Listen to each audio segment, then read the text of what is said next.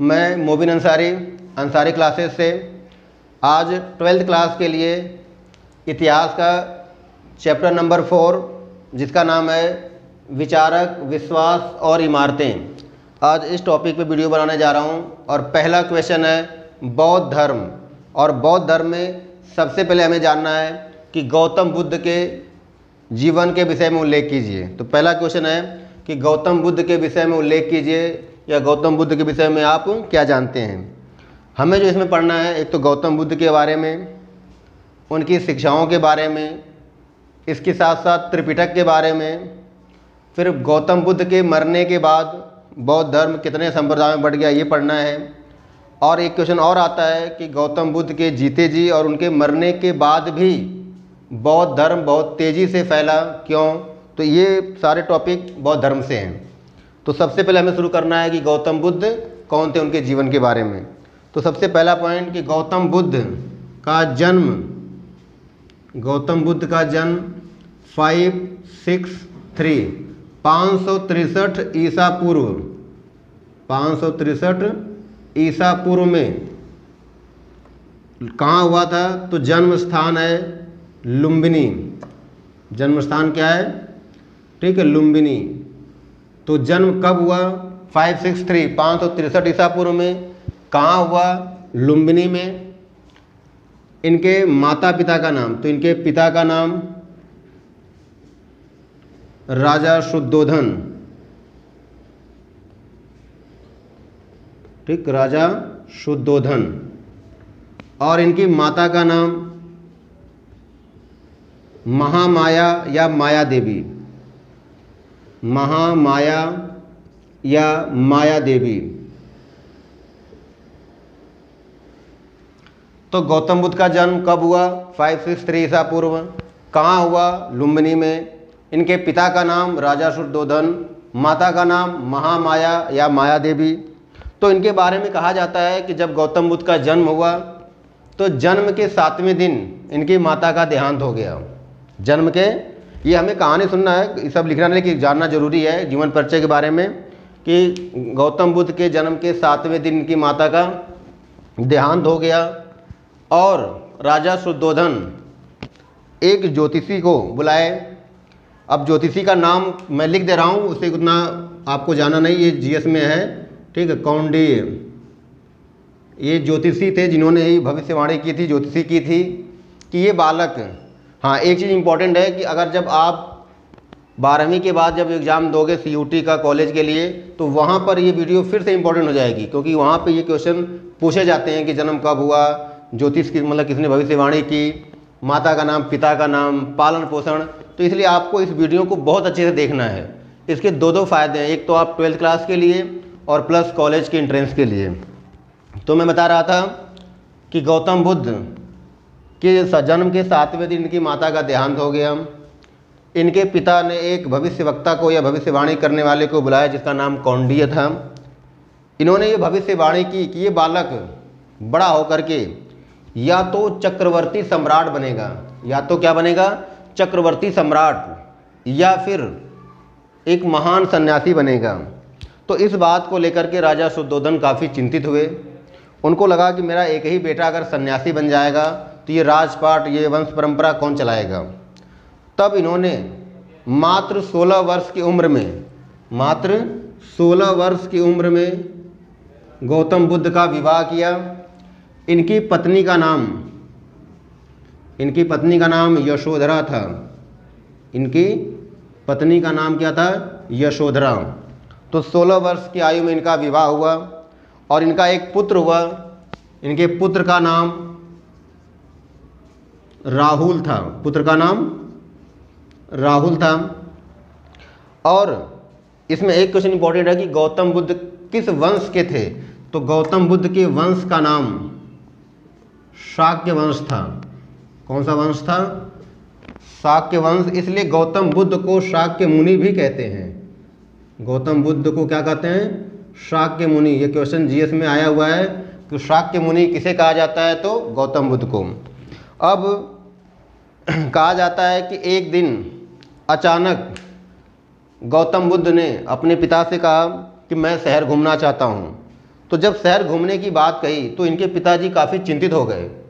इनके पिता को लगा कि अचानक इसको शहर घूमने की कहाँ से आ गई, लेकिन पिता ने कहा ठीक है मैं व्यवस्था करता हूँ। उन्होंने तुरंत आदेश दिया कि पूरे शहर को अच्छे से सजा दिया जाए ताकि राजकुमार गौतम बुद्ध को सारी चीज़ें अच्छी लगे।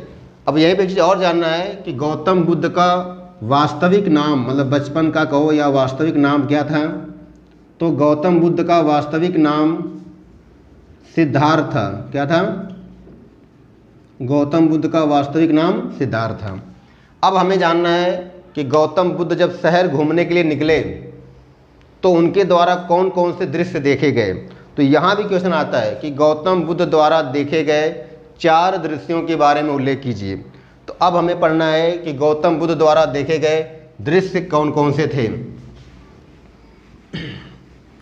तो हमें याद रखना है कि गौतम बुद्ध ने कुल 4 दृश्य देखे। तो यहाँ उसे जानने से पहले जानना है कि गौतम बुद्ध का एक सारथी था। गौतम बुद्ध का एक सारथी जिसका नाम चरणक या चन्ना था। चरणक या चंडक या चरणक था या चन्ना था।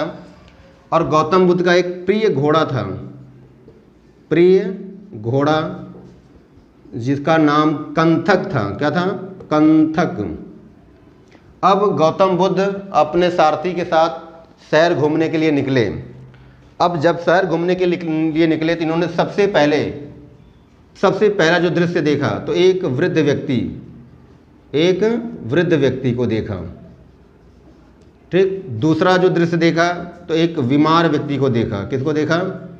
एक बीमार व्यक्ति को देखा। और जो तीसरा दृश्य था वह एक मृत व्यक्ति, जिसको लोग शमशान ले जा रहे थे, तो एक मृत व्यक्ति को देखा। और चौथा दृश्य जो देखा, चौथे दृश्य का तो एक सन्यासी को देखा। क्या देखा? एक सन्यासी व्यक्ति को। तो इस तरह से हमें जानना है कि गौतम बुद्ध द्वारा देखे गए 4 दृश्य, क्रम यह याद होना चाहिए कि सबसे पहले एक वृद्ध व्यक्ति, एक बीमार व्यक्ति, एक मृत व्यक्ति और एक सन्यासी व्यक्ति। जब इन्होंने ये दृश्य देखा तो इन्होंने पहली बार एक वृद्ध व्यक्ति को देखा था। तो इन्होंने अपने सारथी से पूछा कि ये मतलब क्या है, ये कौन है। तो सारथी ने सीधा जवाब दिया कि यह एक आदमी है। कहीं ये किस तरह का आदमी है? उसने बताया कि यह बूढ़ा हो चुका है। तो गौतम बुद्ध को ये लगता था कि मेरे पिता एक महान सम्राट हैं, वो कुछ भी कर सकते हैं। तो इन्होंने कहा कि क्या मेरे पिता इसको नहीं रोक पाएंगे? तो चन्ना ने कहा कि नहीं, ये तो परम सत्य है कि सबको बूढ़ा होना है, हमें भी होना है, आपको होना है, पिता को होना है, सबको होना है, अर्थात इससे कोई बच नहीं सकता। फिर जब आगे बढ़े तो एक बीमार व्यक्ति मिला। उन्होंने पूछा कि ये क्या है? तो उन्होंने कहा ये बीमार है। तो उन्होंने कहा बीमार? कहा हाँ, सभी लोग बीमार होते हैं, सभी पढ़ते हैं, आप भी पढ़ोगे, हम भी पढ़ेंगे, सब बीमार होंगे। उनको लगा अच्छा ठीक है। फिर आगे बढ़े तो एक मृत व्यक्ति जिसको कुछ लोग शमशान घाट ले जा रहे थे, पूछा ये क्या है? कहा ये व्यक्ति मर चुका है इस दुनिया से।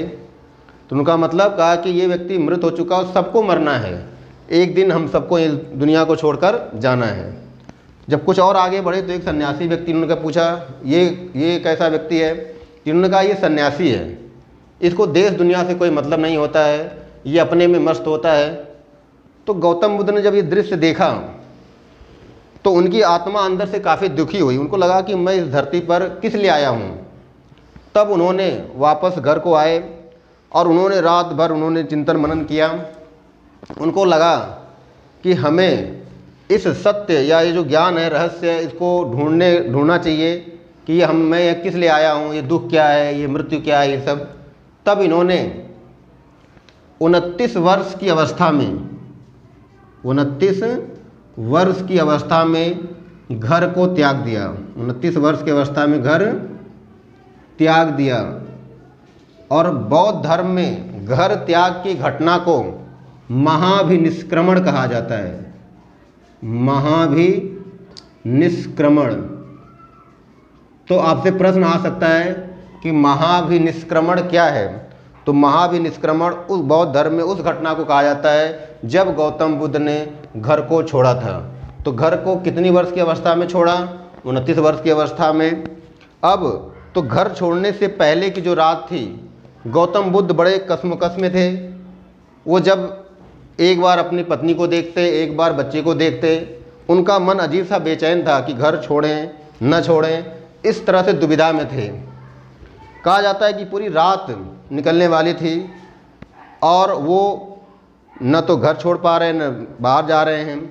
तो कहा जाता है कि उनके घर जो सफाई करने वाली थी उसने कहा कि राजकुमार एक तरफ हो जाओ। उन्होंने कहा हाँ ये सही है, और उन्होंने घर को छोड़ दिया।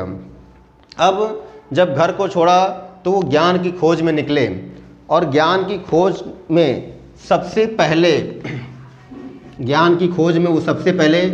एक आश्रम में पहुँचे, और उनके जो वहाँ पे जो व्यक्ति मिले अलार कलाम। तो सबसे पहले अलार कलाम के आश्रम में पहुँचे। इनसे उन्होंने कुछ दिन शिक्षा प्राप्त की। तो इस तरह से गौतम बुद्ध के पहले गुरु अलार कलाम, पहले गुरु कौन हुए? तो अलार कलाम। ऐसा कहा जाता है, जीएस का क्वेश्चन है कि गौतम बुद्ध ने अलार कलाम से योग की शिक्षा ली थी। कौन सी शिक्षा ली थी?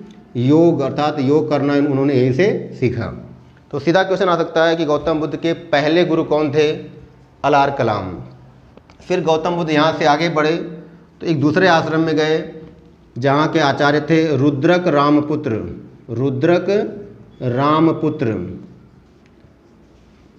यहाँ पहुँचे, यहाँ भी उन्होंने कुछ दिन शिक्षा प्राप्त की, और यहाँ से इन्होंने मुख्य रूप से सांख्य की शिक्षा प्राप्त की। किसकी शिक्षा प्राप्त की? सांख्य में बताया गया है कि प्रकृति क्या है, संसार का निर्माण कैसे हुआ, इन सब के बारे में बताया गया है। तो ये जीएस का प्रश्न है कि सांख्य की शिक्षा गौतम बुद्ध ने किससे ली? तो रुद्रक रामपुत्र इनके दूसरे गुरु। तो इस तरह से गौतम बुद्ध के दो मुख्य गुरु हुए, पहले अलार कलाम और दूसरे रुद्रक रामपुत्र। फिर यहाँ से ही आगे पहुँचे और गया नामक स्थान पर गए। कहाँ पे गए? गया, जिसको हम लोग क्या कहते हैं? बोध गया। जब यहाँ पहुँचे तो एक चबूतरे पर 5 व्यक्ति पहले से ही ध्यान, मतलब वहाँ पे तपस्या कर रहे थे। ये भी जब वहाँ पहुँचे तो इन्होंने भी अपना ध्यान वहाँ लगाने का प्रयास किया। अब जब इन्होंने ध्यान लगाना शुरू किया तो इनको लगा कि ध्यान कैसे प्राप्त होगा, कैसे ज्ञान मिलेगा, ये बड़ी दुविधा में थे। उसी समय कहा जाता है कि उधर से एक वेश्या, या उसको गणिका भी बोलते हैं, वेश्या या गणिका, जो नाच करके जीवन यापन अपना करती थी, वो उधर से गुजर रही थी, जिसका नाम सुजाता।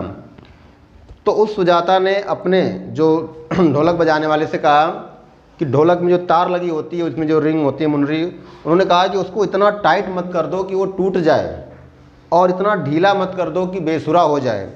इसी बात को सुनकर के गौतम बुद्ध तुरंत अपने ध्यान को उन्होंने त्यागा और उस सुजाता के पैरों में गिर पड़े, और उन्होंने कहा कि मुझे ज्ञान मिल गया। उन्होंने कहा कि ऐसी भी तपस्या मत करो कि प्राण निकल जाए, और ऐसा भी नहीं कि खा पी करके पड़े रहो। तब उन्होंने कहा कि हमें मध्यम मार्ग अपनाना चाहिए। तो क्वेश्चन आ सकता है कि किस धर्म ने या किसने मध्यम मार्ग को अपनाया? तो गौतम बुद्ध ने कौन से मार्ग को अपनाया? तो गौतम बुद्ध ने मध्यम मार्ग। गौतम बुद्ध ने क्या किया? मध्यम मार्ग को अपनाया। और गौतम बुद्ध ने यहीं पर 7 वर्ष की तपस्या की, और उन्हें 35 वर्ष की अवस्था में ज्ञान प्राप्त हुआ। और जब 35 वर्ष की अवस्था में ज्ञान प्राप्त हुआ, तब गौतम बुद्ध कहलाए। पहले सिद्धार्थ थे, जब ज्ञान मिला तब क्या कहलाए? बुद्ध। क्या कहलाए? बुद्ध। और बुद्ध का अर्थ होता है ज्ञानी। तो इस तरह से अभी तक हमने क्या पढ़ा कि गौतम बुद्ध के जीवन के बारे में, ज्ञान कैसे प्राप्त हुआ। अब इसके बाद जब ज्ञान प्राप्त हुआ तो उनकी शिक्षाएं, अब शिक्षाओं के बारे में जानना है।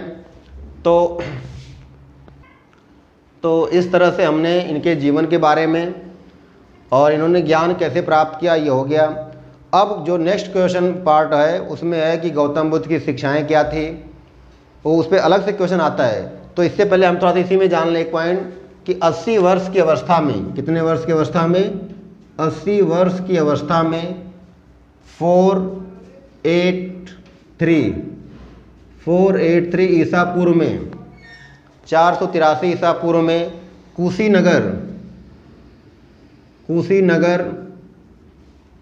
ब्रैकेट में पावापुरी, वैसे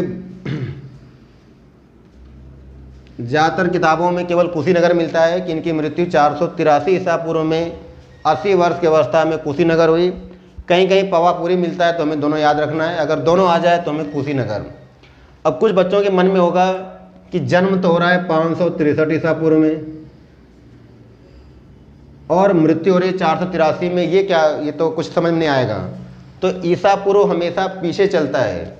563 से हम जब चलेंगे तो 562, 561 ऐसे करते करते 500 आएगा, फिर करते करते करते घटते घटते 483। तो ईसा पूर्व हमेशा पीछे चलता है। तो इस तरह से गौतम बुद्ध का सामान्य जीवन परिचय कंप्लीट हुआ।